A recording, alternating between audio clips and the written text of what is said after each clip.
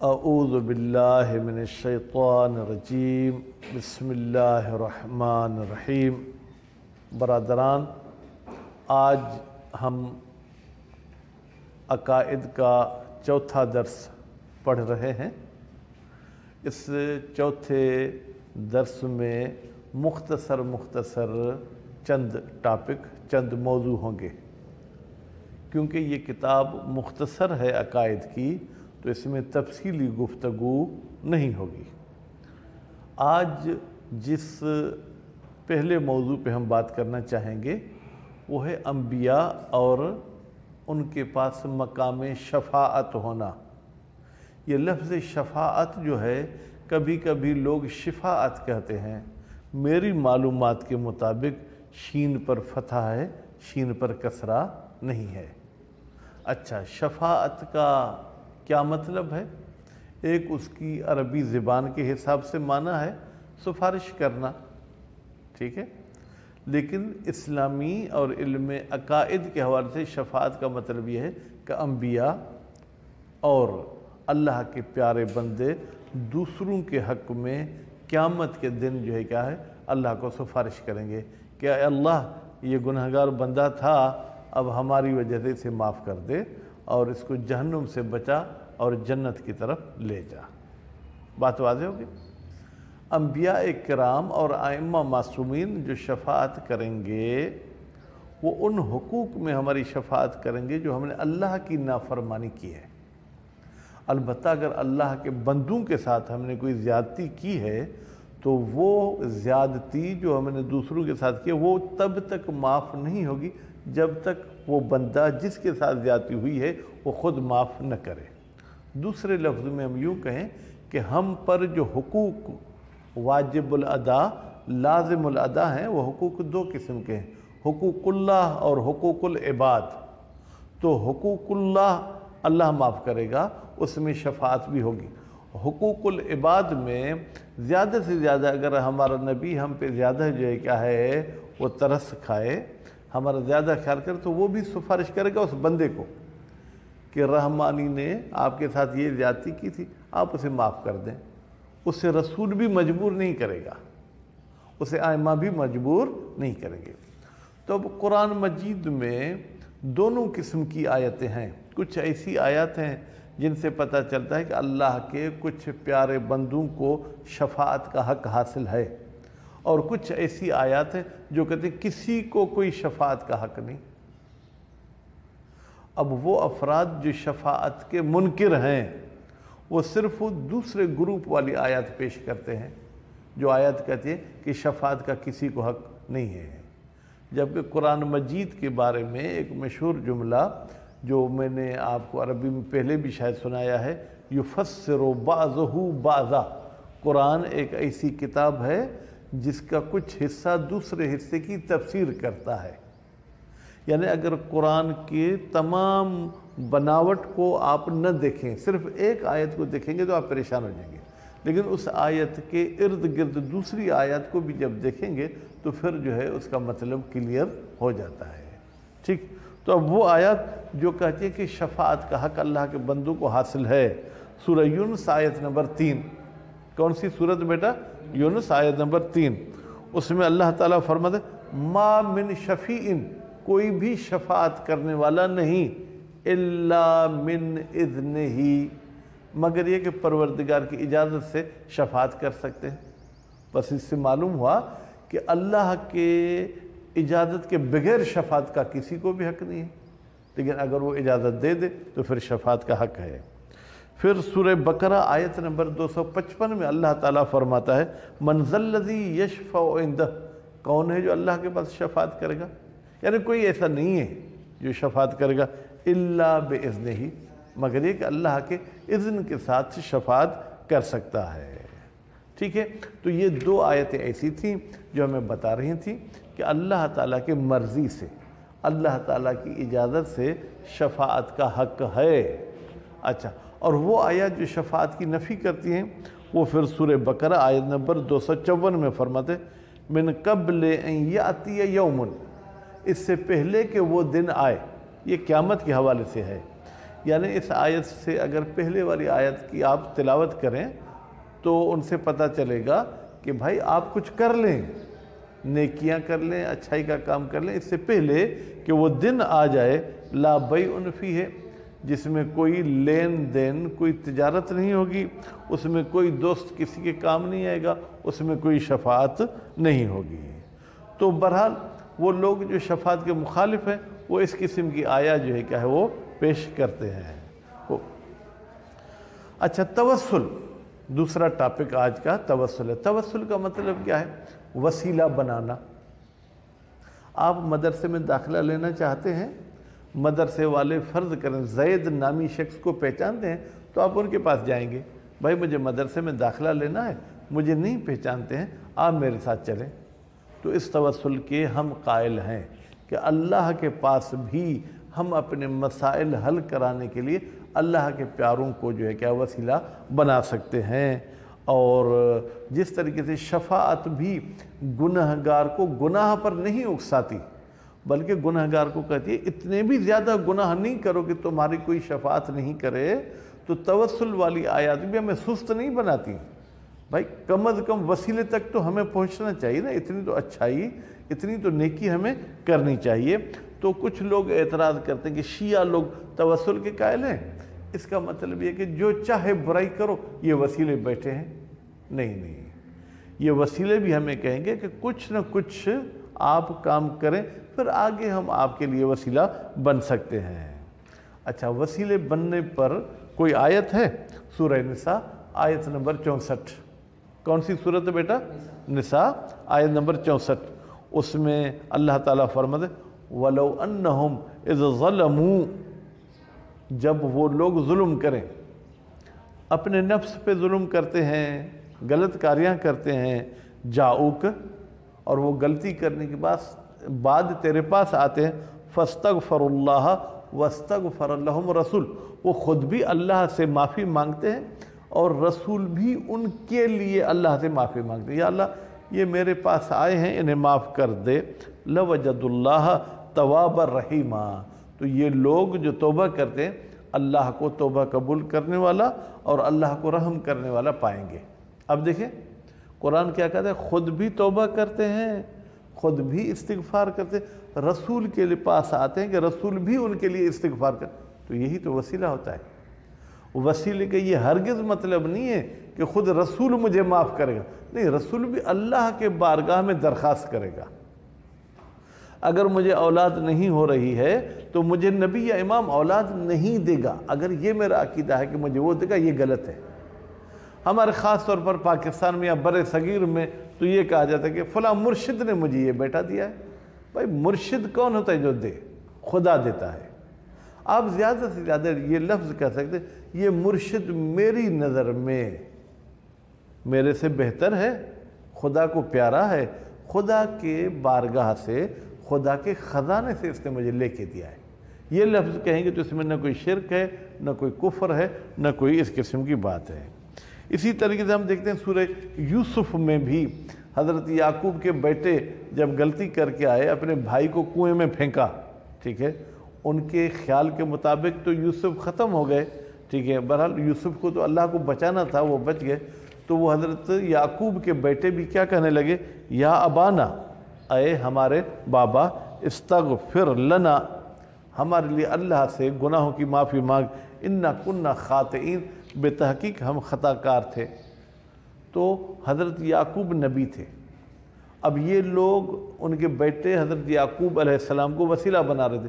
اگر وسیلہ بنانا غلط ہوتا تو حضرت یعقوب علیہ السلام کہتے بیٹا وسیلہ بنانا غلط ہے، لیکن حضرت یعقوب نے کیا فرمایا، سوف استغفر لکم ربی، ہاں میں مستقبل میں اپنے رب سے تمہارے لیے معافی کا طلبگار ہوں گا۔ تو بھی رب بیچ میں آیا، یعنی میں معاف کروں گا نہیں، اپنے رب سے تمہارے لیے معافی مانگوں گا۔ اچھا، وہ لوگ جو وسیلے کے منکر ہیں وہ بھی ایک آیت پیش کرتے ہیں، اس آیت کے سننے سے آپ کو گھبرانا نہیں ہے۔ وہ آیت کیا پیش کرتے ہیں، قل، اے رسول کہہ دو، توجہ بیٹا میری طرف ہو، اے رسول کہہ دو، لا املک لنفسی نفعا ولا ضرا، میں خود اپنے لیے کسی نفع نقصان کا مالک نہیں ہوں الا ماشاءاللہ، مگر جو اللہ چاہے۔ اب وہ لوگ جو توسل کے مخالف ہیں وہ کہتے ہیں رسول کہہ رہا ہے کہ میں اپنے لیے ہی کسی چیز کا مالک نہیں، تو آپ کو کیا فائدہ دے گا؟ لیکن وہی ایسے ہی کہتے ہیں، لیکن ہم کہتے ہیں 2 آیتیں پہلے بھی ہم نے آپ کے سامنے پیش کی، وَاسْتَغْفَرَ لَهُمْ رسول ان کے لیے معافی مانگتا ہے اللہ سے، پھر یہاں پر بھی الا ماشاء، مگر جو اللہ چاہے۔ اگر اللہ کی چاہتی ہے کہ یہ وسیلہ بنے تو پھر آپ کو کیا اعتراض ہے؟ تو توسل کے حوالے سے یہ اتنی بات۔ اس کے بعد پھر تیسرا ٹاپک آج کے درس کا یہ ہے کہ جتنے انبیاء نے دعوت دی ہے وہ دعوت کس چیز کے لیے دی ہے؟ ان کی دعوت ایک تھی یا دعوت الگ الگ تھی؟ تمام انبیاء کی دعوت یہ تھی کہ آپ خدا کی طرف آ جائیں، اور ہم شیعوں کا عقیدہ یہ ہے کہ جس طریقے سے ہمیں اپنے آخری نبی کا احترام کرنا ہے اسی طریقے سے تمام انبیاء کا احترام کرنا ہے۔ کیوں؟ وہ اللہ کے نمائندے تھے، معصوم ہستیاں تھیں، وہ گنہگار نہیں تھے۔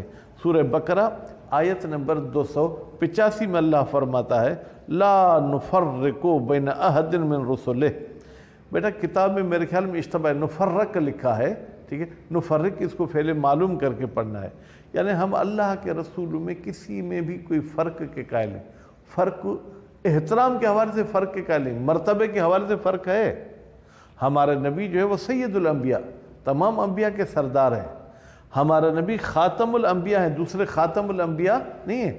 ہمارا نبی اولو العزم پیغمبروں میں سے ہیں، سب اولو العزم نہیں ہیں، لیکن عزت اور احترام میں ہم جو ہے کیا ہے وہ فرق کے قائل نہیں ہیں۔ اچھا، تو پھر اولو العزم پیغمبر کتنے؟ 5 ہیں، ان میں سے ایک ہمارے نبی بھی ہیں۔ اولو العزم کا مطلب کیا ہے؟ وہ نبی جو صاحب شریعت ہو، یعنی اس کے آنے کے بعد پہلے والی نبی کی شریعت ختم، اب اس نبی کی جو ہے کیا وہ شریعت شروع ہو جائے گی۔ اچھا، ہمارے نبی کے بعد بھی کوئی شریعت آئے گی؟ نہیں، ہم اس چیز کا عقیدہ رکھتے ہیں کہ یہ دین اسلام آخری دین ہے، اس کے بعد کوئی اور دین آنے والا نہیں ہے۔ سورہ مائدہ آیت نمبر 3 میں اللہ تعالیٰ فرماتے ہیں الیوم اکملت لکم دینکم، آج میں نے تمہارا دین کمپلیٹ کر دیا، واتممت علیکم نعمتی، اور میں نے اپنی نعمتیں تم پر کمپلیٹ کر دیں، ورضیت لکم الاسلام دینا، اور میں راضی ہو گیا کہ اسلام تمہارا دین ہو۔ اچھا، اب ہم تو کہتے ہیں کہ حضرت محمد صلی اللہ علیہ وآلہ وسلم آخری نبی ہیں۔ عیسائی یہودیوں کا بھی عقیدہ ہے، ان میں سے بھی جو منصف لوگ ہیں، انصاف والے لوگ ہیں، ان کی کتابوں میں لکھا ہوا ہے، ان کے نبیوں نے خود پیشن گوئی کی تھی کہ ہمارے بعد ایک نبی آئے گا جس کا نام احمد ہوگا، ٹھیک ہے، تو اس پر ایمان لانا۔ تو جو اپنے نبیوں کو صحیح طریقے سے مانتے تھے وہ تو انتظار کرتے تھے کہ یہ آخری نبی کب آئے گا، ہم اس پر ایمان لائیں، لیکن کچھ لوگ ایسے ہیں کہ جو ہمارے نبی پر ایمان نہیں لائے۔ سورہ اعراف آیت نمبر 157 میں اللہ تعالیٰ فرماتے الذین یتبعون رسول، وہ لوگ جو پیروی کرتے ہیں رسول کی، کون سا؟ النبی الامی، جو نبی ہے اور امی۔ امی کا عام طور پہ بیٹا ترجمہ کیا جاتا ہے ان پڑھ، یہ ترجمہ مناسب نہیں ہے، یہ گویا کہ شان میں گستاخی ہے۔ آپ امی کا ترجمہ یہ نکالیں ہمارے نبی کے لیے، امی یعنی جو کسی استاد کے پاس نہ پڑھا ہو، ان پڑھ نہیں، جو کسی استاد کے پاس نہ پڑھا ہو، اس میں خدا نے کوئی ایسی صلاحیت رکھی تھی کہ وہ پڑھنا جانتا تھا، ٹھیک ہے۔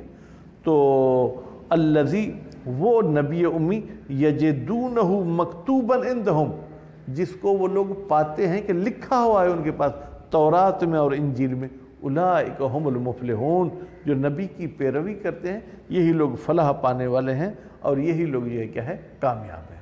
پس معلوم ہوا کہ حضرت عیسیٰ علیہ السلام بھی بتا کر گئے تھے، حضرت موسیٰ علیہ السلام بھی بتا کر گئے تھے کہ ہمارے بعد ایک نبی آئے گا، ٹھیک ہے، جس کا نام کتابوں میں لکھا ہے، کہیں نبی لکھا ہے، کہیں امی لکھا ہے، کہیں احمد لکھا ہے، ٹھیک۔ اچھا، انبیاء علیہ السلام ہمارے پاس آئے تو ان کا مقصد کیا تھا؟ ٹھیک ہے، کوئی تو مقصد ہوگا۔ اب یہ خطیبوں کی کوتاہی ہے کہ کسی ایک مقصد میں نبی کو محدود کر دیتے ہیں، حالانکہ انبیاء علیہ السلام ہمارے زندگی کے ہر پہلو کو سنوارنے کے لیے آئے تھے، تقویٰ کو سنوارنے کے لیے آئے تھے، ہماری معیشت کو سنوارنے کے لیے آئے تھے، ہمارے اخلاق کو سنوارنے کے لیے آئے تھے، ہماری صحت کو سنوارنے کے لیے آئے تھے، ہماری علمی ترقی کو جو ہے کیا ہے کے لیے آئے تھے، ٹھیک ہے۔ تو انبیاء علیہ السلام کا مقصد کسی ایک کام میں محدود کرنا یہ مناسب نہیں ہے۔ اس لیے ہم دیکھتے ہیں سورہ حدید آیت نمبر 25 میں اللہ تعالیٰ فرماتا ہے لَقَدْ أَرْسَلْنَا رُسُلَنَا، ہم نے اپنے رسول بھیجے ہیں بالبینات، دلیلوں کے ساتھ، وہ بغیر دلیل کے بات نہیں کرتے ہیں۔ وَأَنزَلْنَا مَعَهُمُ الْكِتَابَ، اور ہم نے انبیاء کے ساتھ کتاب بھی نازل کی ہے، والمیزان، اور عدالت کا ترازو بھی نازل کیا ہے۔ کیوں؟ لِيَقُومَ النَّاسُ بِالْقِسْطِ، تاکہ لوگ عدالت کے ساتھ زندگی گزار سکیں۔ عدالت جب ہوگی نہ چوری ہوگی، نہ کسی کی عزت لوٹے گی، نہ کسی کی بیٹی غیر محفوظ ہوگی، نہ ہی جو ہے کسی کا مال ضائع ہوگا۔ تو اس طریقے سے جو ہے کیا ہے ان کا مقصد ایک یہ ہے۔ لیکن عدالت کے اگر دائرے کو آپ دیکھیں تو اس میں تمام خوبیاں آ جاتی ہیں اور تمام خامیاں ختم ہو جاتی ہیں۔ یعنی انبیاء آئے ہیں تاکہ تمام خوبیاں معاشرے میں قائم کریں اور تمام خامیوں کو جو ہے کیا وہ ختم کرتے ہیں۔ اچھا یہ بتائیں کہ ہمارے اسلامی حوالے سے کیا قوم اور نسل کو بھی کوئی برتری حاصل ہے؟ میں فلاں قبیلے کا ہوں، میں گورا ہوں، میں عرب ہوں، میں ایسا ہوں، میں ویسا ہوں، ایسا کچھ ہے؟ کہتے نہیں، اسلام میں اس قسم کی کوئی گنجائش نہیں۔ اگر گنجائش نہیں تو پھر اللہ نے قبیلے کیوں بنائے؟ فرض کریں جسکانی صاحب، مغیری صاحب، خاصکلی صاحب، جنیجو صاحب، ٹھیک ہے، سید صاحب، یہ کیوں قبیلے بنائے اللہ تعالیٰ نے؟ تو اس کے بارے میں قرآن مجید فرماتا ہے یا ایھا الناس انا خلقناکم من ذکر و انثی، اے انسانوں ہم نے تمہیں خلق کیا ہے ایک نر سے اور ایک مادہ سے، ٹھیک ہے، وجعلناکم شعوبا و قبائل، اور ہم نے آپ کو جو ہے کیا ہے قبیلے بنائے ہیں اور ہم نے آپ کو ٹولے ٹولے بنائے ہیں۔ کیوں؟ لتعارفوا، تاکہ یہ تمہاری پہچان ہو سکے۔ اگر ہم سب کا قبیلہ ایک ہو تو پھر تو کل کسی کو ڈھونڈنا ہے تو ڈھونڈنے بھی ہمیں دشواری ہوگی، ٹھیک ہے۔ اگر کوئی جرم کرتا ہے، فرض کر زید نے جرم کیا، بھائی کون سا زید، کس قبیلے کے ساتھ تعلق؟ آپ کہیں گے قبیلہ تو ہے ہی نہیں، تو بھی ہمیں پریشانی ہوگی۔ بہت ساری پریشانیاں ہوتی، صرف ایک دوسرے کی جان اور جاننے کے لیے اور پہچاننے کے لیے یہ قبیلے قرار دیے گئے ہیں۔ اور اسی طریقے سے رسول اکرم کا بھی ایک فرمان ہے یا ایھا الناس، توجہ میری طرف ہو بیٹا، اے انسانوں، الا ان ربکم واحد، آگاہ ہو جاؤ کہ تمہارا رب ایک ہے، میرا بھی رب وہی ہے، آپ کا بھی رب وہ ہے۔ تو رب ہونے کے لحاظ سے ہم برابر ہوئے کہ نہیں ہوئے بیٹا؟ سب کا رب ایک ہے۔ وَإِنَّ أَبَاكُمْ واحد، اور سب کا باپ ایک ہے، حضرت آدم علیہ السلام کی اولاد ہیں۔ الا لا فضل لعربی علی عجمی، آگاہ ہو جاؤ کسی عرب کا غیر عرب پر کوئی فضیلت نہیں، کیونکہ عرب لوگ اس قسم کی دعویٰ کرتے تھے کہ ہمیں زیادہ فضیلت ہے، ہم عرب ہیں، تم لوگ عجمی ہو۔ تو رسول اکرم فرماتے عربی کو عجمی پر کوئی فضیلت نہیں ہے۔ ولا لعجمی علی عربی، پھر عجمی کو عربی پر بھی کوئی فضیلت نہیں۔ ہم کہیں ہم تو جناب جو ہے کہ ایٹم بم بنانے والے ہیں تو ہم برتر ہو گئے، نہیں نہیں، کسی کی کسی کو برتری نہیں ہے۔ ولا لاسود علی احمر، کالے کو گندمی رنگ والے پر، احمر ویسے سرخ ہے، کالے کو سرخ پر، عام طور پر ترجمہ کیا جاتا ہے کالے کو گورے پر کوئی فضیلت نہیں ہے۔ ولا لاحمر علی اسود، گورے کو کالے پر کوئی فضیلت نہیں ہے۔ الا بتقوی، ہاں اگر آپ فضیلت حاصل کرنا چاہتے ہیں تو تقوی اختیار کریں، جس کے پاس تقوی زیادہ ہوگی فضیلت بھی اس کے پاس زیادہ ہے۔ الا حل بلغت، تو پھر رسول اکرم نے سب کو گواہ بنایا، آگاہ ہو جاؤ کیا میں نے یہ پیغام تم تک پہنچایا کہ کسی کو کسی پر کوئی برتری فضیلت قومی اور نسلی حوالے سے نہیں ہے؟ قالوا نعم، تو انہوں نے کہا جی ہاں آپ نے تو یہ پیغام پہنچا دیا۔ تو رسول اکرم نے فرمایا لیبلغ شاہد الغائب، یہ میرا پیغام جو لوگ یہاں موجود ہیں یہ ان تک پہنچائیں جو یہاں پر موجود نہیں ہیں۔ بات واضح ہوگی؟ آخری ٹاپک پڑھ کے آپ کی زحمت ختم کروں۔ جب انسان خلق ہوتا ہے تو کس دین اور کس مذہب پر خلق ہوتا ہے؟ کہتے ہیں اسلام پر۔ آپ کہیں گے صحیح، پھر غیر مسلم ہمیں کیوں نظر آتے ہیں؟ اگر سب کی خلقت اسلام پر ہے پھر تو سب کو مسلمان ہونا چاہیے۔ حدیث بھی ہے کل مولود یولد علی الفطرہ، ہر پیدا ہونے والا بچہ فطرت یعنی دین اسلام کے طریقے پر پیدا ہوتا ہے، الا ان یحودانہ ہی، مگر یہ کہ اس کے ماں باپ اس کو پھر یہودی بنا دے یا اسے عیسائی بنا دے، کیونکہ بیٹا تربیت کا بھی تو اپنی جگہ پر اثر ہوتا ہے نا، ٹھیک ہے، جیسی تربیت ہوگی ایسا ہی وہ اثر ہوگا۔ تو اس حوالے سے یہ حدیث اور سورہ روم کی آیت نمبر 30 میں بھی اللہ تعالیٰ فرماتے ہیں فطرت اللہ التی فطر الناس علیہا، اللہ کی وہ فطرت ہے جس پر سب لوگوں کو خلق کیا ہے، لا تبدیل لخلق اللہ، اللہ کے خلقت میں کوئی تبدیل نہیں کہ مجھے مسلمان کی خلقت پہ پیدا کرے آپ کو کسی اور خلقت پر پیدا کرے، سب اسلامی خلقت پر پیدا ہوئے ہیں۔ ذالک الدین القیم، یہ اسلام مضبوط دین ہے، ولیکن اکثر الناس لا یعلمون، لیکن اکثر لوگ نہیں جانتے ہیں، اس جہل کی وجہ سے پھر وہ اپنے دین بنا لیتے ہیں یا دوسرے دینوں پر چلے جاتے ہیں۔ امید ہے کہ اللہ تعالی ہمیں حقیقی مسلمان بننے کی توفیق عنایت فرمائے۔ وصلی اللہ علی محمد و آل محمد۔